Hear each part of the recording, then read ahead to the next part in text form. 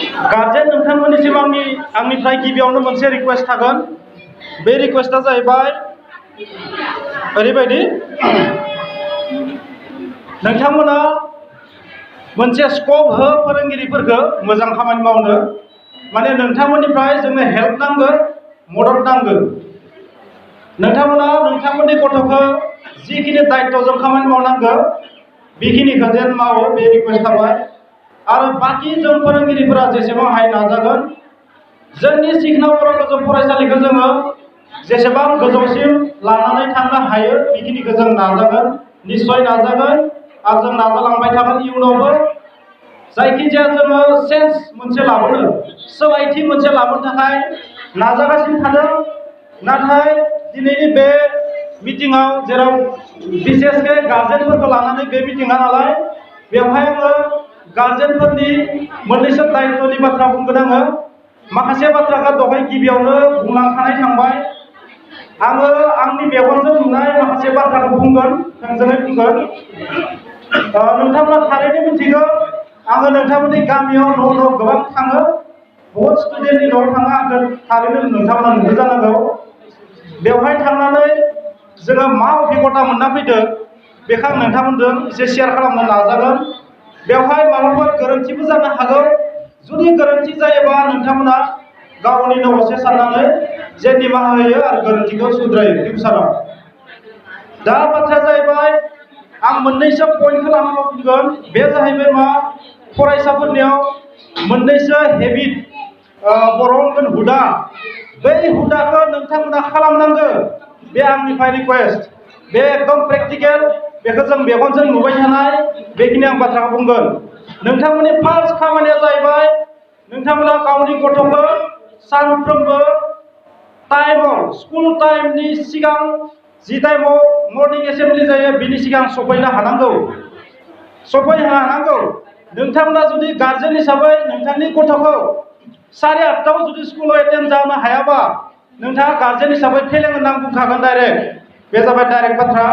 बिनिखायनो आं बेखौ बुंगोन, जों नुबाय थायो आरज होनाय समाव खमसे खम 50 जनसो फरायसाया जोंनि साइकेल स्टेन्डआव थायो, माखासेया सफैया।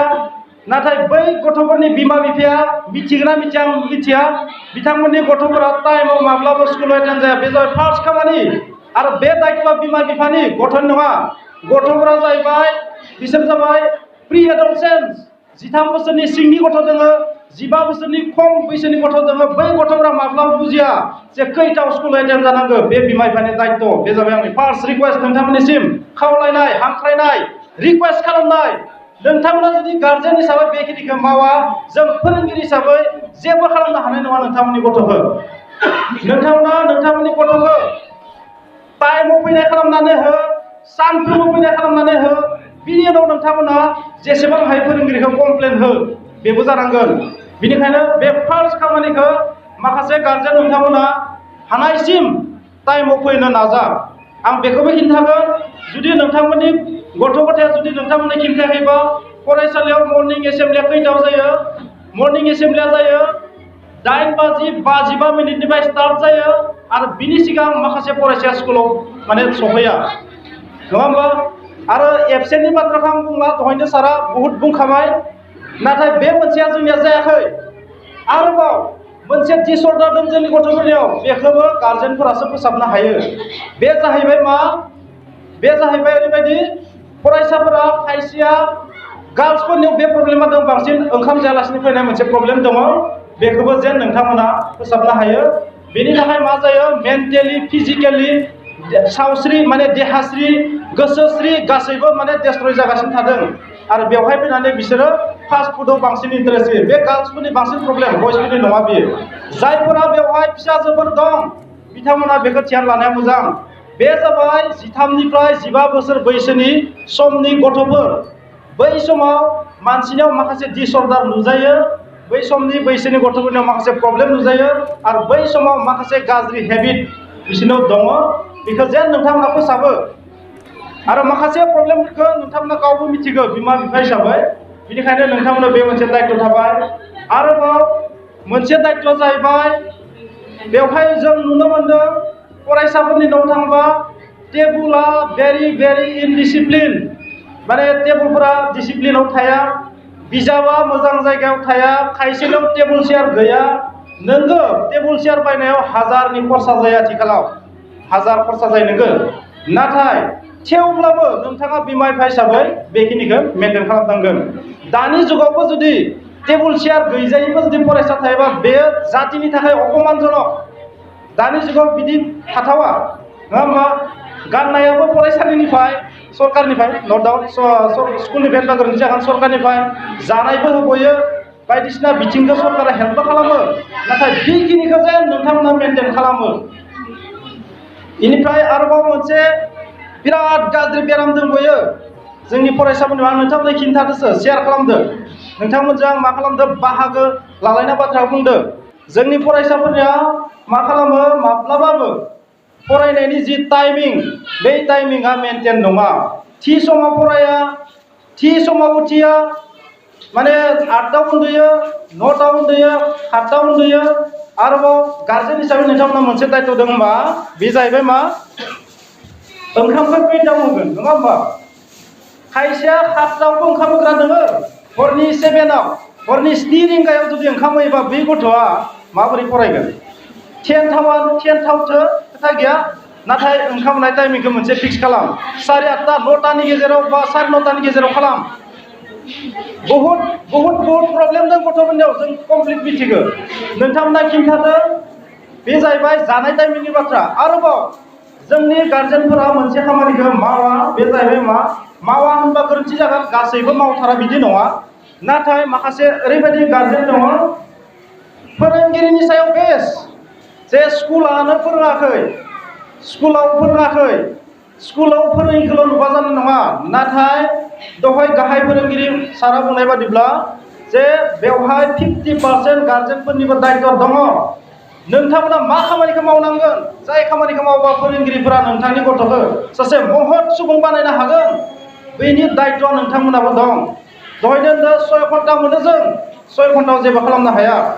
आंनिफ्राय मोनसे स्पेसियेल रिक्वेस्ट खावलायनाय नोंथांमोननिसिम, गासै निज दिफेलि ओनसोलनि, निज दिफेलि हालामनि सनतलानिफ्राय बा बेबायदि बरगुलिनि ओनसोलनि आन्दारनिफ्राय फैनाय जेसेबां गामि, जेरै हाग्रामारिखौनो बुं, अबा गुबुन बेबायदिनो दंफांनिखौनो बुं, सबखौबो आं बुंदो, गासै नोंथांमोनखौ बुंदो जे नोंथांमोना मोननैसो बेसिक खामानिखौ माव। नोंथांनि गथ'आ साननाय बादि हायो ना हाया? आं सब प्रेक्टिकेल बाथ्रा बुंदों, आं दिनै लेक्सार होनो फैयाखै, टाइम गैला, आं गियाननि लेक्सार होआखै, नोंथांमोना एकदम रियेल बाथ्रा बुंदो। नोंथांमोना मोनसे खामानि माव, सानफ्रोमबो नोंथांनि गथ'खौ आप टु हाइ स्कुल 9, 10 फरायनायानो जाया मानो, LKG UKGनिफ्राय क ख थाखोनिफ्राय लानानै, नार्सारिनिफ्राय लानानै आप टु 10 सिमहालागै नोंथांनि गथ'आ थारैनो दाजाबनो मोजाङै रोंगोन ना, सानजाबनो मोजाङै रोंगोन ना, राननो मोजाङै रोंगोन ना, दानख'नो मोजाङै रोंगोन ना? नोंथांनि गथ'आ ABCDखौ मोजाङै सिनायो ना? आं मोनदों 2 थाखोआव सासे गथ'आ दाबो 1 निफ्राय 9 सिम हांखो अनजिमाखौ सिनाया, जोबोद दुखुनांथाव बाथ्रा बेयो। 2 थाखोनि फरायसाया 1 निफ्राय 9 सिम अनजिमा सिनाया फोरोंगिरिनि गोरोन्थि नङा, बिखौ बिमा बिफायाबो हायो बेखिनि खामानिखौ। बेनिखायनो आं फिसा बेबायदि जेंनाखौ नोंथांमोननो खिन्थादो। नोंथांमोना दिनैनिफ्राय मोनसे थांखि सुजुदो, जेन बैबायदि फिसा प्रब्लेमखौ नोंथांमोना जेन न'आवनो फोसाबनो हायो। बाखि जोंबो नाजागोन, नाथाय जों नाजानायजोंल' बेयो जानाय नङा, बेखौ आङो मोजाङैनो मिथिगौ।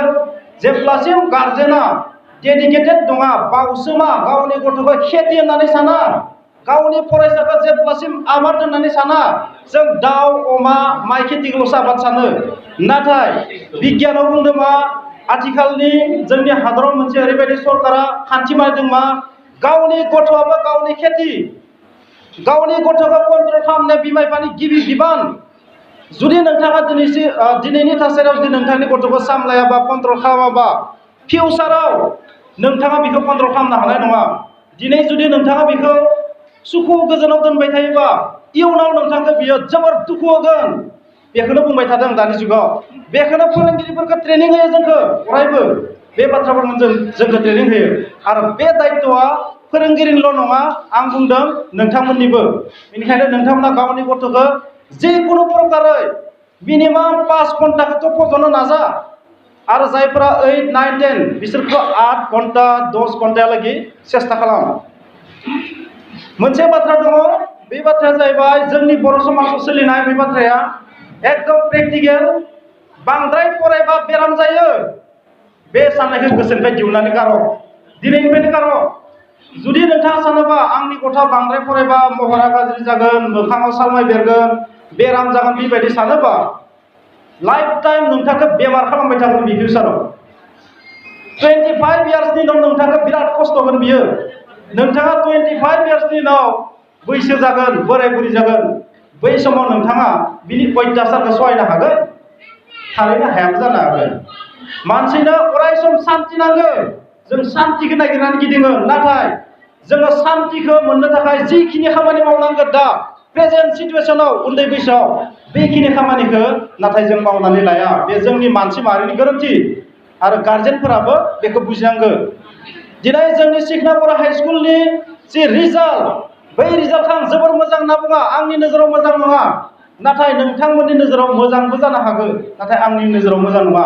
मानो होनबा जोंनि फरायसालियाव नोङो एखे राहायै 3 बोसोर सासे फेल जायाखै मेट्रिकआव। फार्स्ट डिभिजनाव 40-50% थांनो नागिरो जोंनिया। माने जेसेबां मेट्रिक होयो बिनि मथा-मथि 40%आनो फार्स्ट डिभिजनालागै थाङो। बिथ' जोबोर मोजां रिजाल्ट। नाथाय क्वालिटि होननाय मोनसे बाथ्रा थायो। बै फरायसाया बिनि आखला बेसेबां मोजां जादों, बै फरायसानि बिहेभियारा बेसेबां चेन्ज जादों, बै गथ'आ फिउचाराव थांना नोंथांखौ शान्ति होगोन ना होआ, बै गथ'आ नोंथांनियाव मा नोंथांखौ सानफ्रोमबो खास्ति होयो नामा, नोंथांखौ सानफ्रोमबो टेनसन होयो नामा, मेट्रिक पास जाबानो आमुक नांगौ नामा? बिदिब्ला नोंथांमोना सानदो नोंथांनि गथ'आ 80% मोनदोंबाबो बे 80%आनो गाज्रि जानानै दं, बेबायदि सान। बेनिखायनो आं बेखौसो बुंगोन, दिनै जों फरायसाफोरखौ जेसेबां मोजां खालामनांगौ हानाय नङा जुदि नोंथांमोना बेवहाय बाहागो जायाबा, जुदि नोंथांमोना कअपारेट खालामाबा, जुदि बेवहाय सोमोन्दो लाखियाबा, जुदि नोंथांमोना एसेबो जुदि फोरोंगिरिनो खिन्थायाबा, नोंथांमोना मात्र जे फरायाबा गावसोरासो खहा जागोन, बे सोदोबखौल' बुंबाय थायो बर' बिमा बिफाफोरा। बे सोदोबजोंल' जानाय नंला बियो। नोंथांमोना रोंनाय रोङिनो जेबो मेटार नङा। नोंथाङा गावनि गथ'खौ बिजाबाव ज' होनो थाखाय नाजानाया जाबाय नोंथांमोननि फार्स्ट कर्तब्य। दिनै प्राइभेट स्कुलाव नाय गथ'फोरखौ बिराद जोङो मोजां नुहुरो। दिनै सेन्ट जेभियार दङ जोंनि खाथियाव, हलियार्ड दङ, इउएन एकाडेमि दङ, बाथौ आश्रम दङ, फुंबिलि सोलोंसालि दङ, बेबायदिनो रङियाव माखासे इनस्टिटिउट दङ, गुबुन गुबुन जायगायाव दङ। नाथाय बेवहाय रिजाल्टआ मानो मोजां जायो? जायफोर बिथांमोना प्राइभेट होदों मिथिगोन, नाथाय जायफोर बिथांमोना सरकारियाव फरायदों बिथांमोना मिथिनाय नङा। बिनि मन्त्रआ जाहैबाय मा? स्कुलाव फोरोंगिरिया न' डाउट मोजां फोरोङो, नाथाय बिथांमोननि बिमा बिफाया बिराद स्ट्रिक्ट। गथ'खौ नन स्टप टिउसन बाहायो, नाथाय टिउसनालाबो मेटार नङा। बांसिन बेबायदि प्राइभेटआव फरायनाय गथ'फोरनि बिमा बिफाया इसेबाबो मोनसे चेतनाया दङ आरो जे गथ'खौ फोरोंनांगोन न'आवबो, बा गाव हायाबाबो टिउसनखौ होनांगोन, बेबायदि सानो। आं टिउसनखौ होनांगोन होनना बुङाखै, बा फोरोंथारनांगोन होनना बुङाखै। जुदि नोंथाङा हायाबा फोरोंगोन बोरै? नाथाय नोंथांमोननि खामानिया जाबाय मा? बिजाबाव ज' होनाय।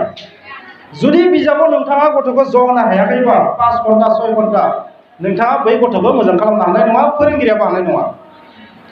दिनै जोङो बिराद दुखु नाङो जे क्लास 9, 10 फरायनाय फरायसाफोरा साननाय फारि रोङा, सानजाबनो रोङा, 9 सानजाब 8 होनबा खिन्थानो रोङा। बहुद मोनगोन, नोंथांमोना टेस्ट खालामना नायबा मिथिगोन। आंनि गथ'आ क्लास 10 फरायो, र' आं खनसे हमनि दे आमुक माने मा। बिथांमोना हानाय नङा। बिथांमोना मा ओरैबायदि स्पेलिंआ मोजां जाया, बिसोरनिया आखरा मोजां जाया, आखाइया स्पिड गैया। नाय, जायफोर बिथांमोननि गथ'फोरा दा एलपि स्कुलाव दङ, आं बिथांमोनखौ मोनसे बाथ्रा बुंगोन। दानि जुगाव बै बुस्थुआ सोलिलिया। माने इंराजियाव ओरैनो स्ल' एन्ड स्टेडि विन्स द रेस, लासै आरो दिदोमथिया देरहाहोयो होनना बुङो।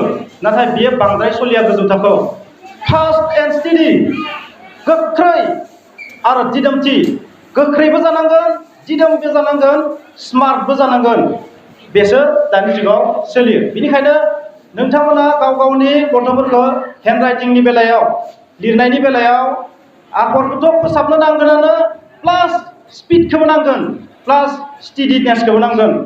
आरोबाव मोनसे रिकुवेस्ट, बेवहाय जिहेतु माखासे एरियानि गार्जेन दङ आं सासे बर' सुबुं हिसाबै मोनसे बाथ्रा बुंनो गोसो जादों खिन्थु बे स्कुलजों लोब्बा नङा आंनि अन्तरात्मानिफ्राय बुंनाय रावसो बियो बे जाहैबाय मा नोंथांमोना गार्जेन हिसाबै गाव फरायनो रोंबा दा रों खोथा गैया नाथाय बोसोराव खमैबो ग्रेड बुक गेदेमा बिजाबफोर गांसे गांनै जमा खालामनानै दोनलांबाय था बै बिजाबखौ नुनानै इयुनाव मा जागोन बै गथ'नि जिथु माइन्डसेट बेयो मा जागोन मोजां बिजाबखौ फरायबाय थायोबा माइन्डआ डाइभार्ट जायो नोंथांमोननि न'खराव आंनि अभिज्ञतानिफ्राय बुंदों दिनैसिम आङो खमसे खम 200निबो बांसिन गथ'नि न'आव थांबाय 300सो जानांगौ दासिम गथ'य माने गासैबो क्लास हमनानै बारासो जागोन दिनैसिम न'खरसेनिबो न'खराव आं गेदेमा बिजाब नुवाखै नोंथांनि न'खराव जुदि बिजाबनि क्वालिटि गोनां बिजाब गेदेमा बिजाबानो थायाबा बै गथ'आ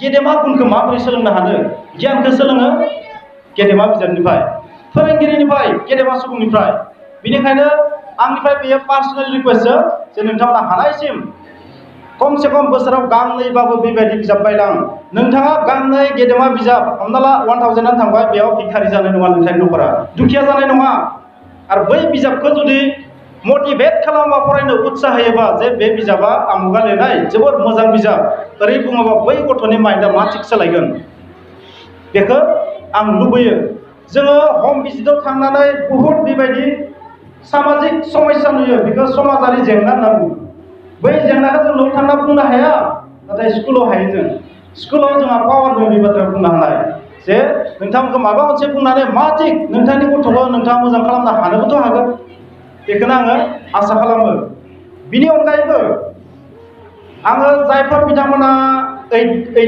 हमबाय आङो 8, 9, 10 9, 10खौ दोनथ'ना 8नि बाथ्रा बुंदों आङो मा जायो जोंनियाव जेब्ला 8 मोनो 12 बोसोर जानो स्टार्ट जायो 12निफ्राय 13, 14 थानो हागौ सोरबा सोरबा बै समाव जोंनियाव मोनसे बानाय फैयो बै समाव जोंनियाव अहंकार फैयो मानसिनि बैसो हिसाबै अहंकार फैयो बानाय फैयो थगायनाय फैयो बायदिसिना फैयो उन्दैयाव बिराद फरायोमोननो नाथाय माथो 8 मोननायनिफ्राय फरायनो बानाय जाबाय बिनिखायनो नोंथाङा 8 मोननायनि सिगांनो बै गथ'नियाव ओरैबायदि हुदा खालामनानै हो सेस्था खालाम हायाबाथ' उपाय गैया भगबाना जुदि होथाराबाथ' उपाय गैया सेस्था खालाम जे बे गथ'खौ माबोरै क्लास 8निफ्रायनो 7-8 घन्टायालागै फरायनो हायो सानफ्रोमबो नङाबाबो खमसे खम सप्तासेयाव साननैखौ बेबायदि ट्राय खालाम जुदि नोंथाङा बेबायदि जुदि 365 डेजआव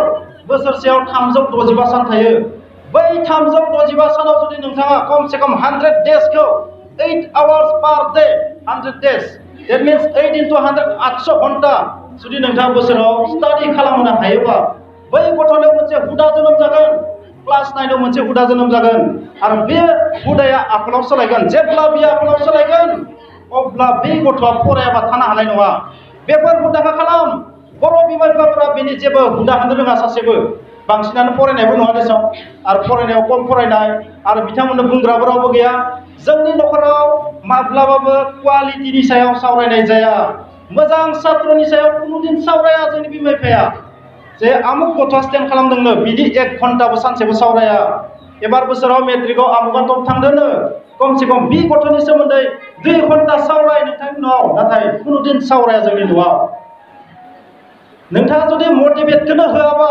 उत्साहखौनो होआबा गथ'खौ बै गथ'आ बोरै रोंनो नङा होमबा आरोबाव मोनसे बाथ्राया बेबो आं जायफोर बाथ्राखौ बुंदों बिराद गोखा गोसोआव लाखि बिराद गोखा बाथ्रा बेयो नाथाय रियेलिटिया बेनो सैथा बेनो दिनै जोंनि फरायसालियाव नोंथांमोना जायफोर रिजाल्ट नुदों आं बेखौ बेस्ट रिजाल्ट होनना बुङा माने नोंथांमोननि थाखाय मोजां बा सोरनिबा थाखाय मोजां जानो हागौ आंनि थाखाय नङा जोङो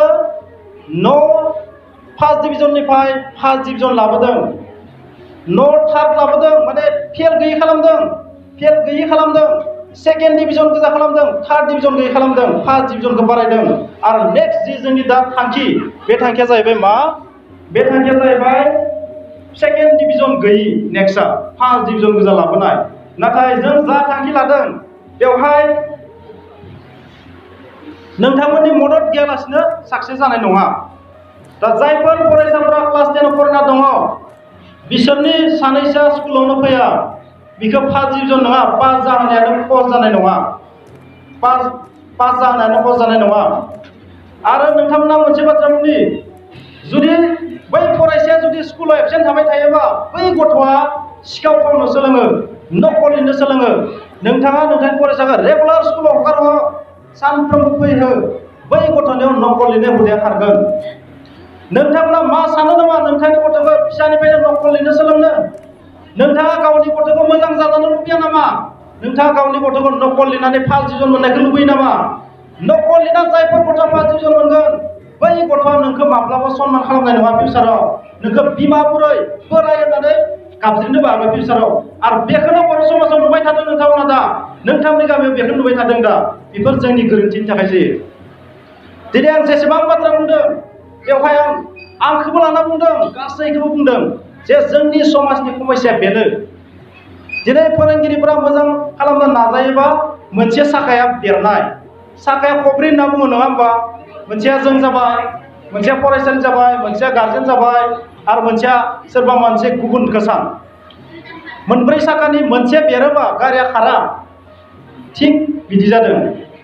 बेनिखायनो आंनिफ्राय नोंथांमोननिसिम हाजार हाजार रिक्वेस्ट नोंथांमोना नोंथांमोननि डिउटिखौ पालन खालाम आरो जों जोंनि डिउटिखौ पालन खालामगोन। जों नोंथांमोननि न'आवबो थांगोन। नोंथांमोननि न'आ गोबाय गिजिदों जोंहा जेबो लोब्बा गैया। जोंनि सात्रआ मोजां जानांगोन। जों बेवहाय नुनो मोनदों बे जोंनि फरायसालियाव दा ओरैबायदि गथ' फैदों सेन्ट जेभियरनिफ्राय फैदों, हलियार्डनिफ्राय फैदों, इउएन एकाडेमिनिफ्राय फैदों, बहाबा फुंबिलि सोलोंसालिनिफ्राय फैदों, प्राइभेट स्कुलनिफ्रायबो गोबां गथ' फैदों। आरो बेखौ जों साननानै लादों मा पजिटिभ जे जोंनि फरायसालिया थिग दं माबा मोनसे जों मावनो हादों खोमा। आरो जुदि हामारदोंबा बेसेबां हादों आरो बेखौ आरोबाव गोजौ थाखोसिम लांबावनांगौबा आरोबाव जों मा खालामनांगोन? जोंथ' बहुद एजेन्डा लायो फोरोंगिरिफ्रा नाथाय जों फेलें जानो गोनां जायो सम सम। खारन जों नुनो मोनो बेवहाय मोनसे बिथिङा माने उइक, मोनसे बिथिङा उइक। आरोबाव नोंथांमोना मोनसे बाथ्रा बुंफिनगोन नोंथांमोना गावसोरासो फरायनानै लायाबा खहा जागोन बे सोदोबखौ बुंनो गार। जों हम बिजों थांबा साफ्रोम गार्जेनाबो बे फंसेखौ जोंखौ बुङो गाव गाव फरायना लायाबा गावहासो लस जागोन। अब्ला मा नोंथाङा दायित्व गैला नामा बिमा बिफा जानानै? मा दायित्व गैया? बै सोदोबखौ बुंनाङा जोंनि सिगाङाव। जों मा लुबैयो? गार्जेना थिनथाबनायखौ लुबैयो। नोंथाङा 1 बोसोराव लानो हायाखै 2 बोसोर बुजाय, 2 बोसोराव लानो हायाखै 3 बोसोराव बुजाय। खारन 1 थाखोनिफ्राय क्लास 10 सिम 10 बोसोर, 10 बोसोरनि बहाबा 5 बोसोरावथ' साक्सेस जागोन नङा होमबा? बेनिखायनो आं नोंथांमोननो खिन्थाबाय समस्याखौ मा समस्या दङ नोंथांमोननि गथ'फोरनियाव। खमसे खम साननाय फारि ABCD क ख बेखिनिखौ रोंहोथारबा मोजां जायो। माने LP सेक्सनाव बे प्रब्लेमा दङ। कर'नानि थाखाय क्लास जायाखै बेबो मोनसे खारन। नाथाय थेवब्लाबो बेखिनिखौ नोंथांमोनाबो एसे दायित्व लादो। जों फोरोंगिरिफ्रा मा खालामनो हायो नाजागोन। जोबनायाव क्लास 10 नि फरायसाफोरनि थाखाय आं फंसे फंनै बुंथारनांगोन। जुदि क्लास 10 नि गार्जेनफोरथ' थानांगौ बेवहाय आंनि आन्दाज दङ बहुद। क्लास 10 आव थानाय फरायसाफोरा सोर साबेसेया खै घन्टा फरायो आं नोंथांमोननो खिन्थानि नाम खोन्थाया। एभारेजलि गरै आं मिथिनायाव दिनैनि तारिखहालागै मेयालागै 3 घन्टा दङ। 3 घन्टा बा 4 घन्टा थानो हागौ सोरबा सोरबा। 3 घन्टा 4 घन्टा फरायनाया मोनसे दुखुनांथाव थासारि। बे दुखुनांथाव थासारिया बेनो रिजाल्टआ फार्स्ट डिभिजनथ' फैनो हागौ, स्टारबो मोननो हागौ।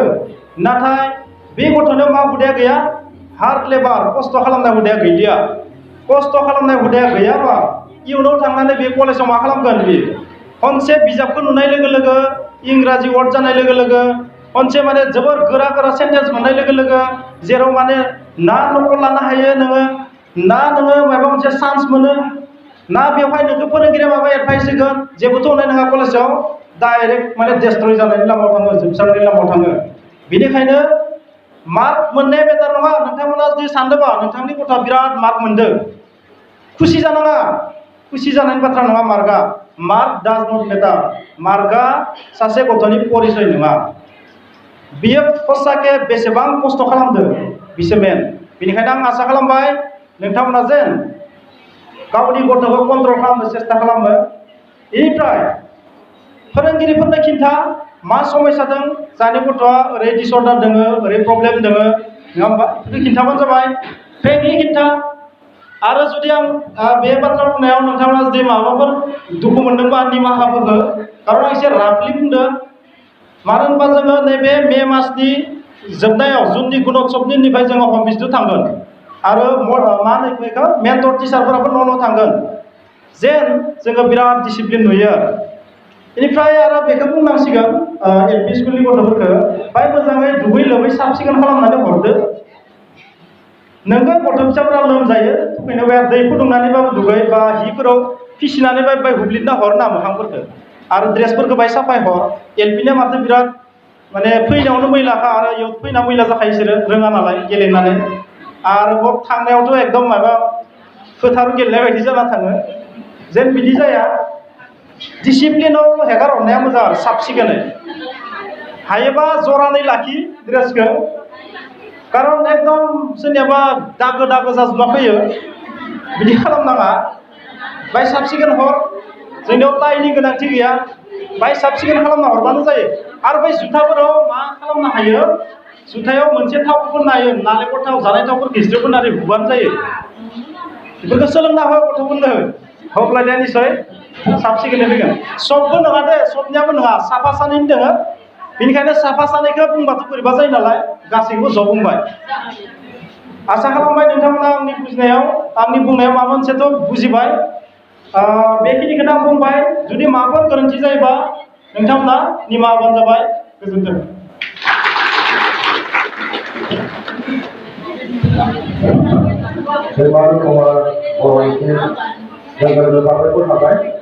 दा फोरोंगिरि बुंथियाव